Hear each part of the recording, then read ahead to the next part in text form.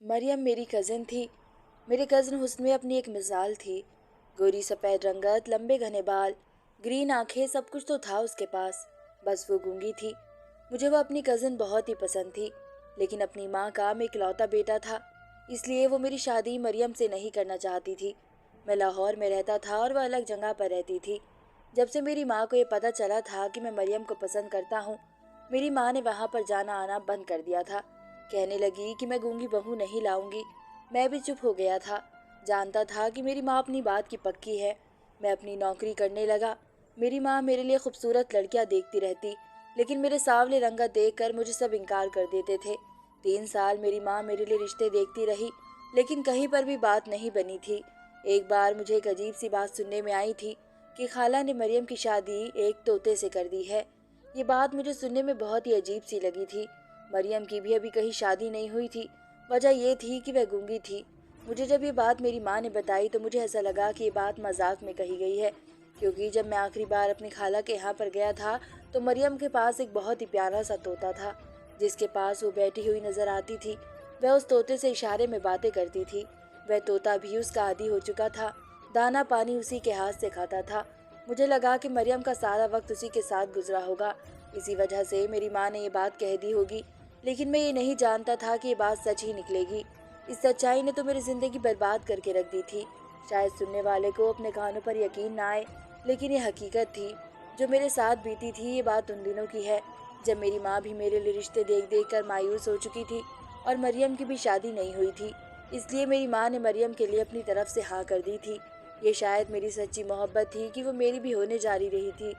वो मुझे बेहद पसंद थी, ये मैं जानता था, लेकिन मैं उसे कैसा लगता था ये मुझे उसे शादी की रात पूछना था। ये सोचते ही मुझे ख्याल आया कि वो मुझे कैसे अपने पसंदीदे का इजहार कर सकती है। वह तो गूंगी है। फिर मेरे दिल ने कहा कि मोहब्बत की तो अपनी अलग ही जुबान होती है। मेरे लिए मेरी जिंदगी का सबसे बड़ा अहम दिन था। हम बारात लेकर वहाँ पर गए थे। शादी खाला के घर पर ही होनी थी। खाला के घर की बहुत ज़्यादा सजावट की गई थी। उन्होंने बहुत अच्छे से हमारा स्वागत किया था। फूलों का हार मेरी माँ के गले में डाला गया और नोटों का हार मेरे गले में डाला गया था। जहाँ पर मरियम रहती थी वहाँ पर दूल्हे को ऐसे ही इज्जत दी जाती थी। हम सामने स्टेज पर रखे एक सोफे पर बैठ गए। मौलाना आ चुके थे। सब लोग भी आ चुके थे। हमारी बिरादरी में लड़का लड़की की शादी एक साथ बिठाकर की जाती थी। कुछ ही देर में मरियम को भिलाया गया दुल्हन के रूप में। तो वह तो वाकई कोई अफसरा ही लग रही थी। उसके रूप को देखकर मैं नजरें हटाना भूल गया था, और अब तो वो मेरी होने जा रही थी। इस ख्याल ने तो मेरे दिल को खुश कर दिया था। मेरी नज़रों में उसका प्यार बढ़ जाना एक कुदरत सी बात थी। वह जैसे जैसे मेरी तरफ कदम बढ़ा रही थी, मेरे दिल की धड़कनें मेरे दिल से बाहर हो रही थी। वो मेरे बराबर में आकर बैठ गई। मौलाना साहब ने निकाह करना शुरू किया। जब मरियम से कबूल के लिए सर इस बात में हिलाने के लिए कहा, तो मरियम एक स्टैचू बनकर रह गई थी और पूरे घर में ऐसे देखने लगी जैसे किसी को तलाश कर रही हो। मौलाना साहब के साथ साथ मेरे बाबा और खाला भी मरियम की खामोशी से कुछ डर से गए थे, और शादी के आखिरी टाइम इस तरीके से उसका ऐसे बैठ जाना सबको घबराहट में डाल रहा था। उसे तो अपना सर हिलाना चाहिए था, लेकिन उसकी नज़रें पूरे घर में पता नहीं क्या देखने की कोशिश कर रही थी। शादी का वक्त खत्म होने वाला था और हमारी जान तो उस टाइम पर निकल गई जब मरियम खड़ी हो गई और स्टेज से नीचे उतर गई। मुझे तो लगा कि मेरा दिल ही धड़कना भूल गया हो। मरियम ऐसे नाजुक मौके पर स्टेज से कैसे नीचे उतर सकती थी? इस बात का मतलब क्या समझ सकते थे? यही कि लड़की की मर्जी नहीं है वहाँ। पूरी बिरादरी में बातें शुरू हो गई थी। मेरा दिल तो ऐसा था कि जैसे कि किसी ने मुट्ठी में लेकर दबोच लिया हो। क्या मैं मरियम को पसंद नहीं था? क्या वह किसी और को चाहती थी? शादी से उठकर किसी लड़की का चले जाना तो बहुत ही बेइज्जती की बात थी। मेरी तो रंगत ही उड़ गई थी। मेरी खाला मरियम के पीछे गई थी। मेरी माँ के चेहरे पर भी परेशानी सी हो गई थी। मौलाना मरियम के पापा से पूछने लगे कि बेटी की मर्जी कहीं और थी क्या? इस बात पर मरियम के पापा की रंगत बिल्कुल ही उड़ गई थी और सफ़ेद पड़ चुकी थी। हिचकिचा कर बोले, नहीं नहीं मौलाना, मेरी बच्ची ऐसी नहीं है। मैं भी आता हूँ। मेरे दिल की धड़कनों का ये हाल था कि मैं बेलगाम घोड़े के माफिक भाग रहा था। सामने बैठे लोगों की कुसर कुसर में महसूस कर सकता था। मेरी नज़रें शर्म से झुकी जा रही थी। मुझे लग रहा था कि सब लोग मुझ पर हंस रहे हैं कि ऐसे काले दूल्हे को देखकर गूंगी दुल्हन भी भाग गई। ये मेरी बहुत बड़ी बेइज्जती थी जो मैं यहाँ पर बैठकर सह रहा था कि दुल्हन मुझे देखकर और टाइम पर उठकर चली गई। मेरे खालू भी अंदर की तरफ चले गए, लेकिन कुछ टाइम के बाद मरियम अपनी माँ के साथ वापस आ गई थी। उसके दाएं हाथ में एक पिंजरा था जिसमें उसका वही दोस्त, वही तोता कैद था जिससे वे बहुत ज़्यादा मोहब्बत करती थी। खाला के चेहरे पर मुस्कुराहट थी। कहने लगी कि इसे अपना तोता बड़ा अजीज़ है, इसलिए इसकी मौजूदगी में निकाह करना चाहती है।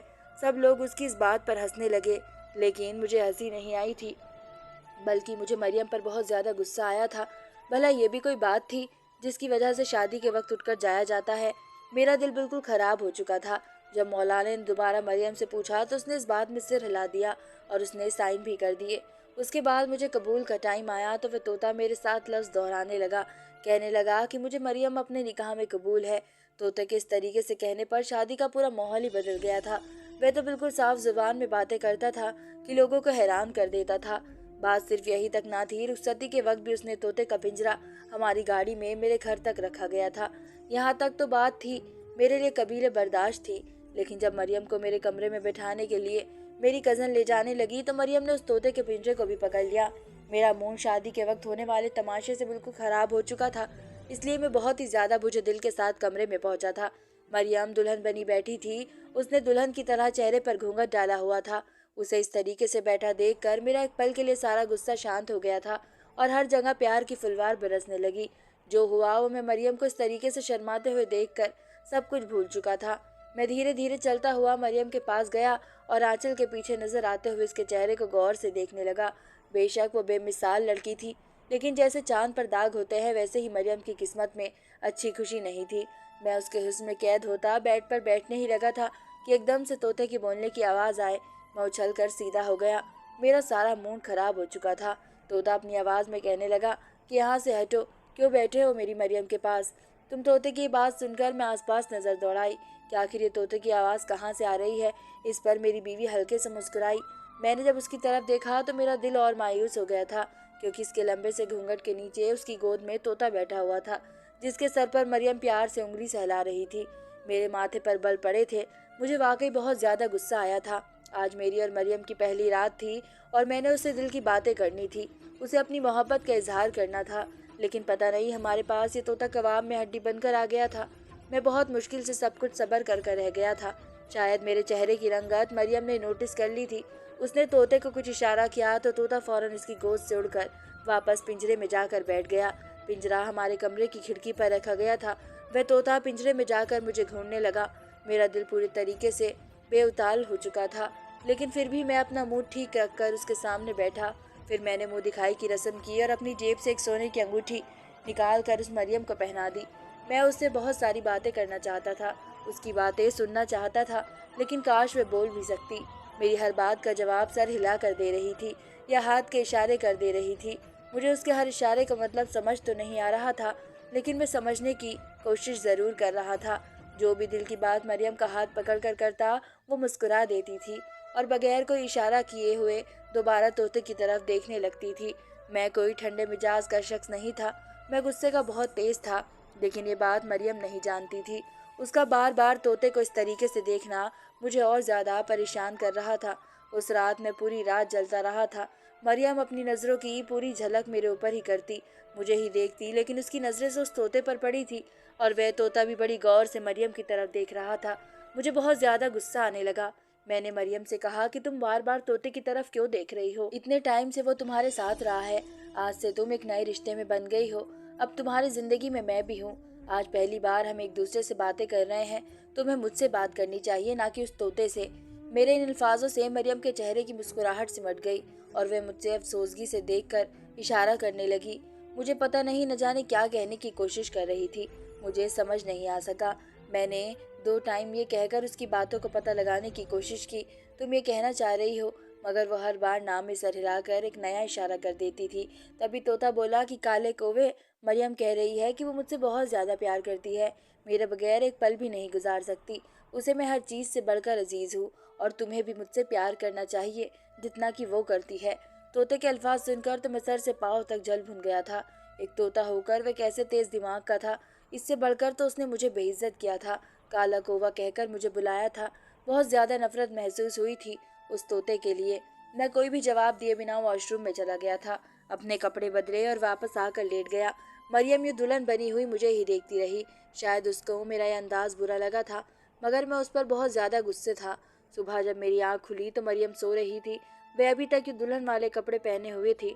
उस पल वो बेहद हसीन लग रही थी, बिल्कुल एक गुड़िया की तरह। उसकी जुल्फें तकिए पर बिखरी हुई थी।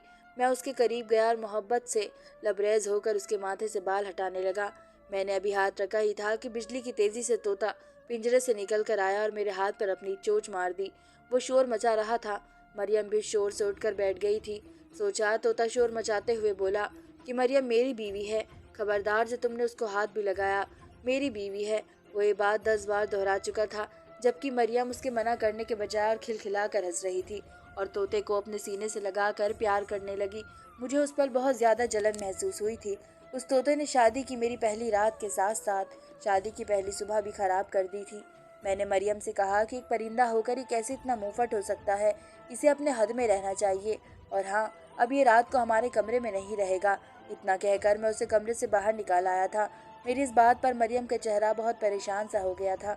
मेरी माँ भी बिगड़ी हुई थी। उन्होंने मरियम को दिल से कबूल नहीं किया था, लेकिन वह कर भी क्या सकती थी। कोई देर बाद हमारे मोहल्ले की औरतें मेरी बीवी की मुंह दिखाई के लिए हमारे घर आने लगी। जो भी औरत मेरी बीवी को देखती तो तारीफों के पुल बांध देती थी। आखिर मेरी बीवी मरियम थी ही बहुत ज्यादा खूबसूरत, उससे मिलकर कोई भी उसका दीवाना हो सकता था। इस दौरान मरियम का तोता उसके साथ सोफे के क्राउन पर बैठा हुआ था। उसमें से कुछ औरतें ताने भी दे रही थी कि बेटा तो सांवला है, ये गोरी चिट्टी बहू कहाँ से मिल गई है तुम्हें वगैरह। तभी उन औरतों में से एक औरत ने मेरी बीवी से पूछा कि बेटी तुम कितनी पढ़ी लिखी हो, कितने बहन भाई हो। इस सवाल पर मरियम ने नज़र झुका ली, जबकि मेरी माँ के चेहरे पर कई रंग आकर उड़ रहे थे। वही मैं सोचने लगा कि अब इनको कैसे बताया जाए कि मरियम गूंगी है। अगर इन्हें पता चलता तो ये हमारे खिलाफ 100 बातें करेंगी, हमारा मजाक बनाएगी। मरियम खामोशी से उसकी जगह मेरी माँ हर बात का जवाब दे रही थी। उसी पर एक औरत बोली कि बहू को भी तो बोलने दो, हम भी तो सुने कि उसकी कोयल जैसी सुरीली आवाज़। इस बात पर मेरी माँ हड़बड़ा गई और बोली कि मेरी बहू बोल नहीं सकती, वो गूंगी है। इतना सुना था कि सभी औरतों को जैसे ताने देने का मौका मिल गया। फौरन ही मजाक में तरह तरह की बातें कर कर मजाक उड़ाने लगी। कहने लगी कि तभी तो हम भी कहे कि दूध जैसी सफ़ेद लड़की का रिश्ता आखिर तुम्हारे बेटे से कैसे हो गया। बेचारी गूंगी लड़की अपनी पसंद न बता सकी। ऐसी ही कई बातें करने के बाद उन्होंने मरियम को भी ऐसे ही कहा कि मरियम जब पति के किसी काम में ज़रूरत पड़ेगी तो कैसे उसे बुलाओगी, क्या करोगी। और बातें हंस रही थी और मेरी माँ गुस्से से हुंकार नज़रों से मुझे देख रही थी, क्योंकि सारी गलती तो मेरी ही थी जो मैं मरियम से शादी कर कर यहाँ पर लाया था।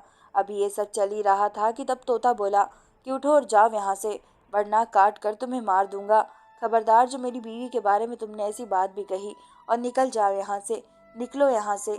इतना कहकर तोता उड़ता हुआ आया और सबके सर पर चोंच मारने लगा। तमाम औरतें तोते को बुरा भला कहते हुए घर से भाग गई। मेरी बीवी मरियम खुशी से उछल पड़ी थी और झट से उठकर तोते के सर पर प्यार किया। इसकी आंखों में अब ऐसा प्यार नजर आ रहा था तोते के लिए। वह तोते को लेकर कमरे में चली गई और मैं माँ को देखता रह गया था। माँ ने मुझे बहुत सारी बातें सुनाई थी, लेकिन मैं क्या कर सकता था। आखिर मैं तनक कर कहा कि अगर मैं खूबसूरत होता तो 10 जगह से मेरे रिश्ते के लिए इनकार ना होता, और आज मरियम की जगह आप किसी दूसरी लड़की को दुल्हन बना कर ले आई होती। मैं जैसा था मुझे वैसे ही बीवी मिल चुकी है, अब इन सब बातों का कोई फ़ायदा नहीं है। मैं गुस्से से माँ को कहकर कमरे की तरफ चला गया था। अभी मैं कमरे के दरवाजे पर ही पहुंचा था, सामने तोता आया और कहने लगा कि अंदर नहीं आना है। मैंने उसे गुस्से वाली नज़रों से देखा और कहा कि क्यों नहीं आना। वो बोला कि अंदर मरियम कपड़े बदल रही है, तुम नहीं जा सकते हो। उसकी इस बात से मुझे और ज़्यादा गुस्सा आ गया। मैं कमरे में जाने के बजाय घर से बाहर निकल गया। मेरे सारे अरमानों पर पानी फिर चुका था। क्या सोचा था और क्या हो गया था। यूं ही करते करते मेरी शादी के 2 महीने गुजर गए थे। उन 2 महीनों में एक बार भी मैं अपनी बीवी के करीब नहीं गया था। जब भी मैं मरियम के साथ 2 प्यार की बातें करने लगता था तो ये तोता बीच में आ जाया करता था। वहीं दूसरी तरफ मरियम को भी मुझसे ज़्यादा अपने तोते में दिलचस्पी थी। मुझे सच में अब ये तोता बहुत बुरा लगने लगा था। मुझे ऐसा महसूस होने लगा था कि मरियम का पति मैं नहीं हूँ, बल्कि ये तोता है। मरियम जब भी मुझे कुछ कहती तो मैं समझ नहीं पाता था। अब तो मुझे गुस्सा भी आने लगा था। उसके गूंगेपन से मुझे चिढ़ भी होने लगी थी, और उस पल तो गुस्से की इंतहा न रहती जब मरियम की हर बात वह तोता समझ लेता था। दिन ब दिन में मेरे अंदर नफरी बढ़ती जा रही थी। अब तो मेरा दिल यही करता था कि बस कोई मौका मिले और मैं उस तोते का काम तमाम कर दूं, क्योंकि जब तक ये तोता हमारी ज़िंदगी में था मैं और मरियम कभी भी एक नहीं हो सकते थे। मरियम सारी घर की जिम्मेदारियों को अच्छे से निभा रही थी। वह घर के कामकाज में माँ की मदद करती थी, मेरी सारे दिन में जिम्मेदारियां वक्त पर पूरी करती थी। लेकिन जब तोता उसके सामने होता था तो मेरी मौजूदगी में उस तोते को अहमियत देती थी। लेकिन मुझे ये बात बिल्कुल भी स्वीकार नहीं थी। एक दिन मैं जब काम से फारिग होकर अपने कमरे में दाखिल हुआ तो मरियम बेड पर लेटी सो रही थी। उसे सोता देखकर मुझे शरारत सूझी और मैं अपना हाथ पानी में भिगोकर उसकी तरफ बढ़ा। उसके पास बैठकर मैं हाथ से टपकती पानी की बूंदों को उसके ऊपर टपकाना चाही। तभी वो तोता उड़ता हुआ आया और मेरे सर पर चोंच मार कर बोला कि मरियम को नींद से मत जगाओ, अभी सोई है, मेरी बीवी को मत जगाओ। उसके अल्फाज इस बार मुझे बहुत ज्यादा परेशान कर गए थे। मरियम की भी आंखें खुल गई थी। मैंने गुस्से से तोते को एक डांट देते हुए एक जोर से हाथ से झटका वो जाकर दीवार से लग गया। इस पर मैं फलों की टोकरी में पड़ा चाकू उठाया और तोते की तरफ फेंक दिया। वह चाकू जाकर तोते की गर्दन पर लग गया था और एक ही सेकंड में तोते का धड़ तन से जुदा हो गया था। खून की फुहार उसके गले से निकली और जमीन पर तड़पने लगा। मरियम जो मेरा बाजू पकड़कर रोकना चाहती थी, शायद बहुत देर हो चुकी थी। वो मेरा बाजू छोड़कर वहीं से जमीन पर गिर पड़ी थी। तोता कितनी ही देर तड़पता रहा, वो तड़पता तड़पता मरियम के पास आ चुका था। मरियम जमीन पर बैठी चीख चीख कर रो रही थी। वो कपकपाते हुए वजूद के साथ न जाने चीखते हुए क्या कहे जा रही थी। उसने मेरे हाथ को पकड़ा हुआ था, जैसे वो मुझे झंझोड़ कर कुछ पूछ रही थी। लेकिन मैं उस तोते की जान निकलते हुए देखकर सुकून सा महसूस कर रहा था। वो बगैर धड़के तोते का वजूद अपने हाथ में उठाया दहाड़े मार मार कर रो रही थी। ऐसा लग रहा था कि वह अपने तोते पर नहीं, अपने पति के ऊपर रो रही हो। मेरी माँ भी वहां पर आ चुकी थी। मरियम को रोता हुआ देखकर मुझे डांटने लगी। मतलब क्या हो सकता था? मैं घर से बाहर चला गया था, रात के 12 बजे थे। जब मैं घर पर वापस लौटा अब तक तो मरियम सो चुकी होगी। मैंने यही सोचा, और तोते से भी जान छूट गई होगी। यही सोचता हुआ मैं कमरे में दाखिल हुआ, लेकिन सामने का मंजर देखकर मैं हैरान रह गया था। मरियम तो अभी तक वहीं पर बैठी थी। उसके बाल खुल चुके थे, चेहरे पर सूखे आंसू और तकलीफ दिख रही थी। वह तोता अभी भी उसकी गोद में ऐसे ही पड़ा था। मुझे देखकर वह न जाने क्या कहने लगी। मुझे तो उसकी बात कुछ समझ में नहीं आई थी। अगर तोता होता तो ज़रूर समझ जाता। खैर, मुझे उसका रोना बर्दाश्त नहीं हुआ। उसकी हालत पर तरस आया। मैं उसके पास गया और उसे ज़मीन से उठाना चाहा, लेकिन वो नहीं उठी और मुझे गुस्से से देखकर कमरे से बाहर जाने का इशारा किया। मैं जब वहाँ से ना गया तो वो खुद रोती हुई अपने तोते को उठाकर बाहर चली गई थी। मुझे उस पर गुस्सा भी आया था, लेकिन तोते से जान छूट चुकी थी। यही सोचकर मुझे तसल्ली थी कि कुछ दिन के बाद मरियम भी ठीक हो जाएगी। लेकिन मेरा अंदाजा बिल्कुल गलत था। 3 दिन गुजर चुके थे और मरियम ने तोते को सीने से लगा कर रो रही थी। तोते की लाश से बदबू आनी शुरू हो गई थी। मेरी माँ ने पूरे घर में अगरबत्तियाँ जलाई और मरियम से कहा कि अब इसे फेंक भी दो, कब तक सीने से लगाए फिरती रहोगी। शायद मेरी माँ की बात पर उसका कोई असर होगा। वह तोते को उठाकर उठी और बाहर सहन में चली गई। घर के कच्चे हिस्से में बैठकर मिट्टी खोदने लगी। वह लगातार रोते हुए मिट्टी खोद रही थी। उसने तोते को न जाने किस दिल से दफन किया, कैसे उस पर मिट्टी डाली और रोते हुए इस मिट्टी पर सर रख कर लेट गई। इतना प्यार तो कोई इंसानों से भी नहीं करता जितना मरियम एक परिंदे से कर बैठी थी। मुझे उस पर खुद पर बहुत ज्यादा गुस्सा आया कि काश मैं अपने गुस्से पर काबू पा लेता। शायद ऐसा ना होता। जब 1 घंटे बाद मरियम वहां से ना उठी तो मुझे तकलीफ हुई। मैं उसके पास गया और उसे उठाने लगा, लेकिन जैसे ही मैंने उसे हाथ लगाया तो उसका वजूद ठंडा पड़ चुका था, जैसे उसके जिस्म में जान ही बाकी ना रही हो। मैं समझा कि वो शायद बेहोश हो गई है। मैं उसे अस्पताल ले गया। वहाँ डॉक्टर ने जो मुझे खबर सुनाई वो मुझे यूँ सुनाई थी कि मुबारक हो, तुम्हारी मोहब्बत, तुम्हारी मरियम तुम्हें छोड़कर हमेशा हमेशा के लिए चली गई है। तुमने उसकी पसंद की कदर नहीं की, और जो कदर नहीं करते उनसे सब कुछ छीन लिया जाता है, रिश्ता हो या मोहब्बत। मैं ज़मीन पर गिरकर दहाड़ दहाड़ कर रो रहा था। कई महीने लगे थे मुझे खुद को होश में लाने के लिए। अब अक्सर मेरी शाम घर के कच्चे हिस्से में ही गुजरती थी, जहाँ मेरी मरियम का तोता दफन था। वहाँ बैठकर मैं अक्सर उसकी डायरी पढ़ता था, जो मुझे उसकी मौत के 6 महीने बाद अलमारी से मिली थी। उसमें लिखा था कि वह अपने तोते से बेइंतहा मोहब्बत करती है, क्योंकि उस तोते ने बहुत ही कम टाइम में उसके मन की बात जान ली थी। उसे अपने पति से उससे भी ज़्यादा मोहब्बत चाहिए थी। जब एक परिंदा उसके मन की बात को अपने अल्फाज में ढाल कर बता सकता था, तो फिर उसका पति तो उसकी हर सांस से वाकिफ होगा। यही लिखा हुआ था। लेकिन अफसोस, मेरे पति ने मेरी जुबान ही काट दी, मेरे तोते को मार दिया है। ये अल्फाज पढ़कर मैं कितनी ही देर रोता रहा, माफ़ी मांगता रहा, लेकिन अब पछताने का कोई फ़ायदा नहीं था। मेरी मरियम इस दुनिया से जा चुकी थी और गई भी अपने तोते के साथ थी। काश मैं उसे समझ सकता। जितना वक्त मैं खुद को नफरत की आग में जलाया, वही मैं अपनी बीवी की मोहब्बत उसे समझने में गुजार देता। काश शायद मंजर कुछ और ही होता। हकीकत ज़िंदगी में भी हम मोहब्बत के दावे तो बहुत करते हैं, लेकिन एक दूसरे की ख्वाहिश को समझते नहीं हैं, और फिर ज़िद के आगे की लड़ाई में नफरत पैदा होकर सारे जज्बात को आग लगा देते हैं। धन्यवाद दोस्तों।